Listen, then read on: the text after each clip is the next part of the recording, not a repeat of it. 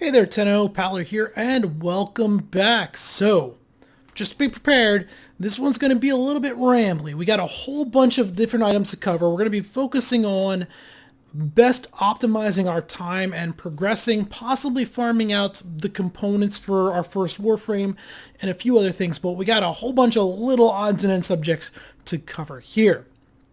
So if you've been following my advice, you went ahead and you went through the initial storyline.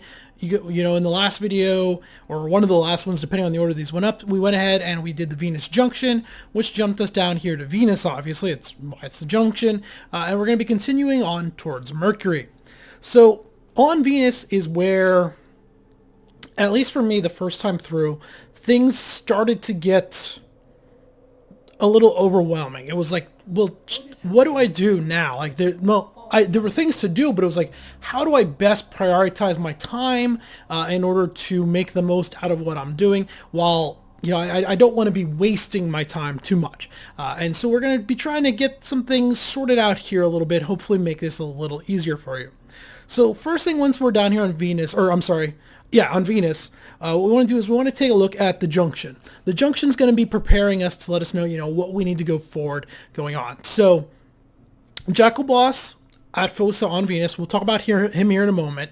10 waves of defense on Tessera, rescue hostage on Linea, and 10 Xmas enemies. 10 Xmas enemies, that one's going to be super easy. Those are just elite enemies. We're going to be killing them regardless, but we want to focus on the other stuff. Well, the middle two are actually quite straightforward. So Tessera is right here just by where we come in off the east gate.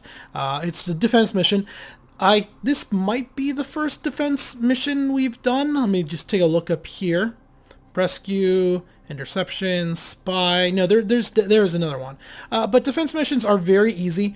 It's exactly in the name. You got progressively tougher waves of enemies that come. But you do have to keep in mind you want to stay in 10 waves. So after every 5th wave, you have the chance to extract. Basically, there's loot tables. There's loot tables that they go AA, BBC, or is it AABC? I think it's AABC. Every 20 minutes it rotates.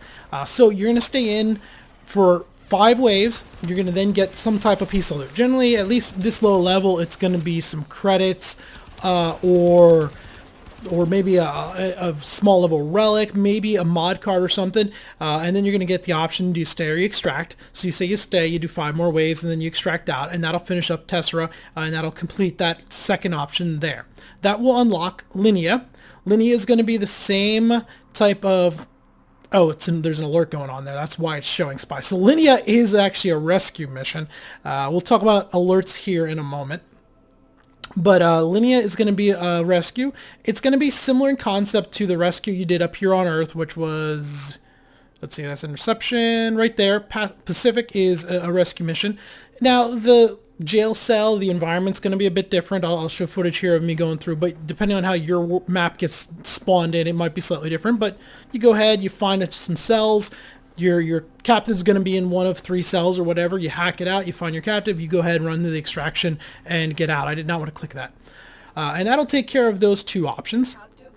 And then the top option is defeat Jackal at Fossa. And Fossa is actually right here directly above Aphrodite. So in order to unlock the Mercury Junction, some way we're going to have to connect through. We're going to have to go to Aphrodite, and then Fossa will be right there. So Fossa is going to be the first farming boss that you're going to come across, or Jackal is going to be the first farming boss that you come across. And in order to better explain this, we got to first talk about primary warframes and how they're acquired throughout the game. So we're going to walk over here to the marketplace. I'm going to go ahead, I'm going to turn on blueprints only mode. I'm going to go into categories, and I'm going to select warframes. And here are majority, maybe 2/3 of the primary warframes within the game, non-prime version, just the standard ones, and it's their blueprints that you can acquire. Now, the blueprints, they all, with the exception of Equinox, require components to craft, as you would expect. But it's not just like standard crafting components. We're going to go ahead, we're going to click on Rhino, because Rhino is the one we're actually talking about in particular here. Click Blueprint down at the bottom, and you'll see, in order to craft him, we need 25,000 credits. We need the Rhino Neuroptics, Rhino Chassis, Rhino Systems, and Gallium. So Neuroptics, Chassis, and Systems are the core components that you need to acquire within the game in order to put together basically all the Warframes. If we exit out of there and we look at Mag, who was one of the starting ones, look at the blueprint, you have Mag Neuroptics, Chassis Systems. So likewise come back out Oberon, blueprint, Neuroptics, Chassis Systems. So what these are, they're actually blueprints you farm. I realize this doesn't, it's a little confusing, but run down here and look at the Foundry. Click to the Warframe section. What you're going to see here is I have a Rhino chassis blueprint, a Rhino Neuroptics blueprint, and a Rhino Systems blueprint. So the Jackal drops these, well, the Jackal mission drops these blueprints. The chassis and the Neuroptics both have like a 38% chance or something to that effect. Maybe it's like 33%. No, it's more than 33 because it's not an even chance. So they have like 38%. And then the Systems has like a 26% chance. Now, if you count it up, you can see here I have 7, 5, and 1. So it took me actually 13 tries to get all these blueprints. How did I know that these blueprints dropped off Jackal? Well, by completing the mission the first time through, the result screen had one of them. It ended up being one of the Neuroptics was on that result screen. And for a majority of these frames in here that we were looking at a moment ago, they drop off one of the bosses or some event going on.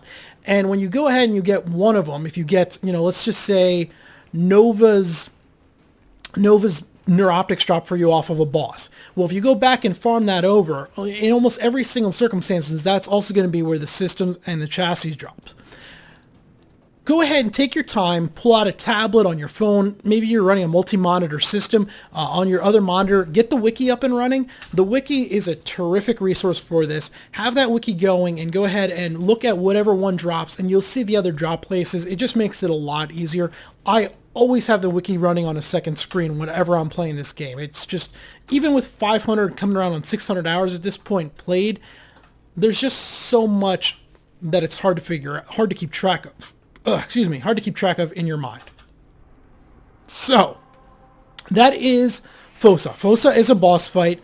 The Jackal himself is relatively straightforward. He's kind of a Zelda boss type thing.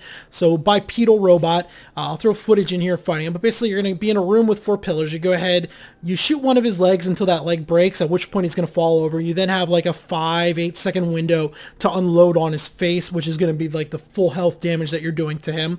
He'll stand back up and you rinse and repeat. You can hit the same leg multiple times. It does get increasingly stronger or decrease. It takes decreased damage over time. I generally do like front right leg twice, front left leg twice. Maybe you have to do one other leg again. But after like 3-4 rotations, he will be dead. He's not too bad. Use the pillars if you're getting tracked by the large missile swarm. Just run the missiles into a pillar. That's what the pillars are there for. And yeah, he's pretty easy. Now, part of the discussion comes in though, is it worth farming him right now? So, I'm going to try and say so last, but I do say it a lot. Let's run back down here. Let's look at the frame, and we'll look at what it takes to craft. Right now, you can tell I have all the check boxes needed for either the chassis or the Neuroptics. However, I am limited. I only have one Morphix, so if I craft one of them, I cannot craft the other one. Morphix drop from Mercury. So we're about to get to where we can go ahead and we can start farming this Morphix without much of a problem. We need 2 more because our Systems is also going to need 1. Where we run into problems though is the control module and the plastids for the system. The system on most Warframes is the more complicated part to craft and requires some higher end stuff. If you jump over to the wiki and do some searching, what you're going to find is plastids come from Phobos, and then control modules come from the Void, Europa, Uranus, a few other ones. So, I realize I said we're not going to cite it. Here is Phobos. Phobos is kind of opposite of the way we're going, or it's at least a little ways away from where we're going to be going. In order to get to Phobos, we need to do the Mars junction on Earth. We then need to get up here to Mars, and then we have to do the Phobos junction up to there. And at that point, we'll be able to get our plastoids without too much effort. Just playing through there, we should get all of the plastoids we need. The control module, though, will also then come from from Phobos, you'll see here there's a connection to the Void. And if you look at the wiki, they'll say control modules can drop in the Void. The Void is a little bit of an odd zone. So it's a mid to higher level, starts around 20, and then goes up to like 60, level 60 enemies by default. But it's split up into like 4 paths. You'll see here is a path that comes from Phobos. Here's a path that comes from Sedna, which is one of the very late planets. Here's a path that comes from Europa, which is a mid planet right there. And there's a path in from Neptune. So there's actually 4 little sections of the Void. Phobos is the lowest level one, so Teshub, Hepit, and Tarnis are kind of, they'll be doable by the time we get there. What this is telling us, though, is to build even the 3 main components to make Rhino, we have to go ahead and we have to go finish up, or we have to unlock Mars, Phobos, and then the Void. Well, if we look at Earth, look at Mars Junction, well, in order to do this, we need to do Once Awake, which is a quest, and we got to complete Suishi on Mercury. Mercury down here. The Once Awake quest, click here on Venus, click on the Mercury Junction. The Once Awake quest, if you look in the bottom reward section there, is like the first reward from this. So completing the junction is going to give us the Once Awake. It's going to give us the Hell of the Kubro quest, Bolter Blueprint, and then a few other odds and ends that we're not too worried about here. So the Mercury Junction is a must for this. Essentially, what the game is forcing you to do, regardless of what you want to do, you got to go Earth, Venus, Mercury, finish up Mercury, then come back to Earth, go up to Mars, Phobos, out to the Void. Okay?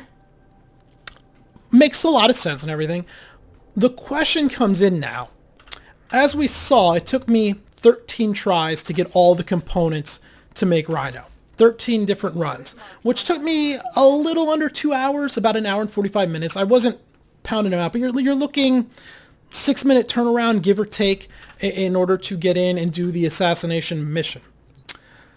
Well, that 2 hours, let's just say, could be much better spent depending on what it is you're looking to do.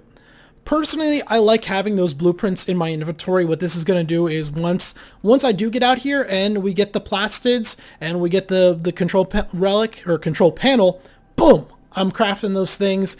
It'll be ready to go. I'll have Rhino ready to go quite quick.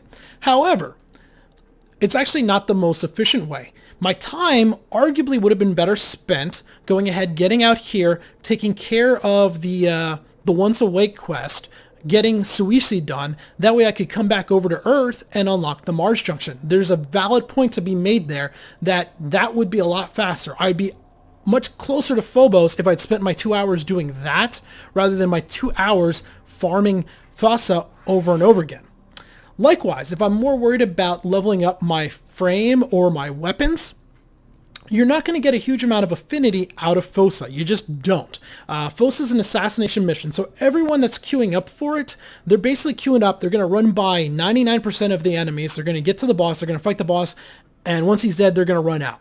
You might, on average, kill 12 to 15 enemies throughout the entire assassination mission, and because of that, you're just not going to get a whole lot of affinity. Rather than spending 2 hours in here, if I was looking to level up my character, I'd be better off coming down here to like V Prime, which is a survival mission, and spending 2 hours running survival is going to give me way more, like complete magnitudes difference, way more affinity than spending 2 hours farming Fossa will. So you kind of have to judge for yourself. I like having the blueprints. Now that the blueprints are there, I don't need to come back later on and refarm this once I have the materials. I don't have to remember, oh, I now have plastids, I now have the control panel, now it's time to go to Venus and farm those. I did it just now, but obviously, like I said, now I'm repeating myself, it is entirely up to you. There is some things, though, that regardless of how you do this, you do want to most likely complete Venus to the point that it looks like it does right now for me. And what you'll see is I have some of these looking blue. The other ones are done. So blue ones are missions that are available but have never been completed, not even once. So I've never done Romula once, or Saturna, or Montez, or whatever. The reason you want to do this is this icon right here, and it's so convenient that this is up right now for another 9 minutes. This is an alert. So once you start seeing these triangles, at any given time throughout the star map, there's generally 4 alerts going on. Sometimes they'll be down as low as 2. I've seen upwards of like 6, but generally 3 or 4 alerts are going on. And what'll happen is you'll get these, they're randomly generated. They last anywhere from 45 minutes to an hour and a half. Generally, an hour or so is about how long they last. And they're going to give you a rare, higher level reward from doing something like that. But you can only see the alert, and you can only do the alert if you've at least unlocked it to the point where it's blue. As long as it's blue, if the alert drops, you'll go ahead and you'll be able to pick up that alert and get some of that stuff. And that's sort of my hope. I'm actually hoping that on Mercury or on Mars, we will get an alert that'll allow me to get a control module from this. That way we can go ahead and we can start crafting Rhino a little bit earlier than having to wait all the way out to the void. But by doing that, I'm going to go ahead and I'm going to make sure that I get everything open up to blue. If you remember back to my very first episode, or if you watched the very first episode, one of the things I talked about was extractors. And in order to deploy an extractor, you have to go ahead, and you'll even say here, unlock all nodes in this system to deploy a research extractor. Unlocking them means actually completing them to white. So if I wanted to put a resource extractor, and what a resource extractor does is it goes down, and over the course of 8 hours, it's an 8-hour timer. You're going to go ahead and come back 8 hours later, and you'll be able to collect either alloy plate, polymer bundles. It's random. It deploys, collects up some of that, brings back, and then you'll get whatever. You'll get 30 polymer bundles or 2 field rod samples or whatever randomly from that planet. But the entire planet needs to be white in order to do that. So there's the argument to be made, I should go ahead and make these white. Well, yes and no. The no is because you have this one out here, Montez. So Montez is an Arcwing mission. Arcwing means you need to have the Arcwing, which is sort of an upgrade to your Warframe that we're not going to get until we get out here to Mars. It might actually be Mars into Phobos. There's going to be a mission out here that we get a quest out here, which will acquire us the Arcwing or our base level 1. So regardless of what I do, I could not complete all of the missions here on Venus in order to deploy an extractor there until I do Mars anyway, and then I can come back and do Montez. Likewise, if we go to Earth, zoom in on Earth, and if you look here down here, the ERPO mission, this one, you can tell that the character icon's kind of a little bit different. It's not a standard symbol. He's got Arcwings on. So we can't complete Earth, likewise, and deploy an extractor until we get up to Mars anyway. Mercury is a bit different. Once I start actually doing Mercury here, Mercury doesn't have any of those symbols. We have one oddball out here, the Larunda Relay. This is a social hub. There's no mission there. It's just a place to go where some of the factions are for trading, things along those lines. But all the rest of these are going to be like standard type missions that I can do. So I will go ahead and I will complete Mercury through entirely, and then I can start deploying an extractor down. You'll see here, the extractor on Mercury has a chance to get us Morphics, which we know we're going to need some Morphics in order for crafting later on. We're also going to need everything else there. Come out of there. Deleting stuff. Okay, deleting stuff would worry me a little bit there. If we come over here to this, we're going to do a quick search for, what do I want? I wanted to do extractor. Yeah, so there's 2 different extractor blueprints. One's a little more expensive, one's a little bit cheaper. You can come in here. So this extractor blueprint, the blueprint itself is going to cost us 10,000. No, that's going to, the blueprint itself is going to cost us 50,000 credits, which we don't even have. We have 36,000. But after we do that, we can craft an extractor, which is going to cost us 10,000 credits, 500 polymers, and 3,000 ferrites. Now, this is the base entry-level one. This one right here, the distilling extractor, has a slightly higher chance of getting rare or uncommon resources. This one costs 50,000 credits to make, and so on. The same blueprint is 50,000, and this blueprint is reusable. So once you have the blueprint once, you can just rebuild it over and over and over again, but you can only build one at a time. Come out of there. Come out of there. We've talked about alerts. Down here, we've talked about the crafting. Yep. I'm sorry, this is like my 4th time recording this, so I've talked over myself a few times, and I'm just trying to remember if there's anything in particular I need to cover that we did not get. We got the alerts. The real recommendation here is figure out what's best for your time. Like I said, me personally, I like having those blueprints. Also, I can now take those blueprints. So we saw that I have a whole bunch of them in my inventory. If we come in equipment, inventory, and then I go to miscellaneous, you'll see these blueprints in here. So 5, 7, and then just 1. Well, I can sell the 6 additional of these that I don't need, and I can sell the 4 additional of this I don't need, like that. So I did like farm 35,000 credits in doing this, which basically doubles how many credits I currently have. So there wasn't complete loss. Having those extra credits would be quite nice. I can actually now buy and build one of those higher extractors. Well, No, because I need 100,000 credits. We're getting closer, though. You can see it definitely did help. So there's something there. Oh, lastly, back here, I'm going to turn off blueprints only, and we're going to type control. So the control modules can be bought with platinum. We have 50 platinum that they gave us for free. You can come in here. You could buy one control module for 10 platinum. Don't buy that control module. It's way too expensive for what it is. Likewise, if we search plastids, we can buy plastids 300 for 30 platinum.